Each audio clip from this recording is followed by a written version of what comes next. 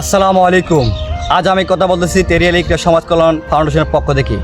এই ফাউন্ডেশনটি গঠিত হয়েছিল কিছু স্বপ্নবাজ তরুণের ইচ্ছাশক্তি, ভালোবাসা এবং কিছু মানবিক চিন্তা নিয়ে।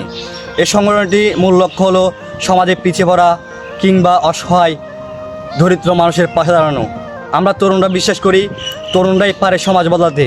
তাই আমরা তরুণরা নিজেদের স্বপ্নকে নয়, অন্যের হাসিকে প্রাধান্য দিই। আমাদের সংগঠনের সকল সদস্যরা নিজেদের সময়, শ্রম, ভালোবাসা দিয়ে মানুষের উপকার করার চেষ্টা করে।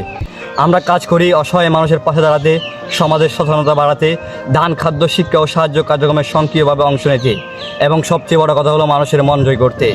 আমরা বিশ্বাস করি বড় কিছু করার জন্য বড় অর্থ কিংবা বড় পরিচয়ের দরকার হয় না, দরকার হয় একটা বড় মন, কিছু ইচ্ছা এবং কিছু ভালো মানুষের। আর আমরা সেই কথা মাথা নিয়ে কাজ করে চলছি। তেরিয়াল ইকরা সমাজ কল্যাণ ফাউন্ডেশন শুধু একটি নাম নয়, এটি একটি পরিবার। এখানে সবাই একে অপরের পাশে থাকে, সম্মান করে, সাহায্য করে এবং একসাথে সমাজের জন্য ভালো কিছু করার চেষ্টা করে।